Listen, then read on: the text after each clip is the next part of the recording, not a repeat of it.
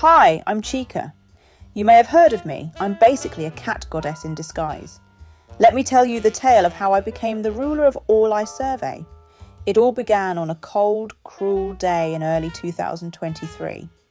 I was minding my own business when suddenly some strange humans appeared, and before I could even blink, I was being dragged off to some cold, sad place that smelled like disappointment. It was horrible. But did I let that bother me? No, I have a lot of dignity. The humans abandoned me there, but luckily for me, I was found by an angel, an Amos volunteer. She scooped me up like the precious gem I am and whisked me off to foster care. Now, don't get me wrong, foster care was good, but it wasn't perfect. The 2 dogs respected me, but the cats, well, they were a bunch of tough guys. But yeah, they learned quickly who was in charge. Me. The best part though, I had a human baby to myself. I slept with the baby. I ate with the baby. Sometimes, when the humans were boring, I would even help them with their computer work. I am very skilled at that, by the way. After a few months, they told me I was ready for adoption. I was so awesome that a lady from the UK immediately fell in love with me. She was like, wow, this tiny furball with a ginormous personality is exactly what I need in my life. And I was like, of course you do. Who wouldn't? I got my own tiny house. I wrecked it regularly because, well, I like to keep things interesting. And playtime, non-stop. Hugs, loads of them. Life was perfect, too perfect, honestly. But here's the thing.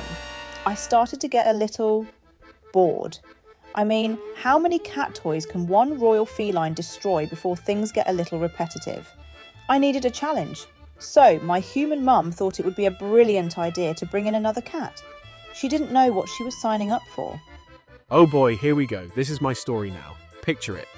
Late 2023, a tiny kitten, alone on the streets. No one around, just me yelling for attention. No one cared except for one person, coincidentally, an Amos volunteer. She picked me up and saved me. I was cute, I was loud, and I had one goal: find the coziest spot in the house and never leave it. My foster home was a cat-filled paradise. 11 other cats. 11! But don't get me wrong, there was a lot of sharing. Beds, food, personal space, but it didn't matter because I was part of the team. Then, something incredible happened. One day, the volunteer lady said I would have a new family in a super exciting place, and I was like, oh, I see where this is going. Another human to spoil me? Yes, please. Next thing I knew, I was on a van heading to a whole new country, Scotland. The land of kilts, the land of beautiful sights, and the land of, which I'd come later to find out, a crazy cat named Chika. Excuse me, but I am not crazy. I am merely an artist, an adventurer, a bold, daring pioneer of the house. Anyway, it didn't take long for me to follow Chika everywhere. And I mean everywhere. She would go to sleep on her favourite bed and I would squeeze myself into the bed next to her. She'd play with her toys and I'd be right behind her, making sure she knew how to play properly. I'm basically her personal coach. You're welcome, Chika. I don't need a coach, thank you very much. I'm a master at everything I do. You, on the other hand, are a bit slow to catch up. But I guess you're all right for a backup player. Slow? I'm not slow, I'm calculated. Precision is key. But honestly, I'll admit, sometimes you're a bit extra, like who climbs the water fountain for fun? Who doesn't climb the water fountain? Have you seen how many interesting things are up there?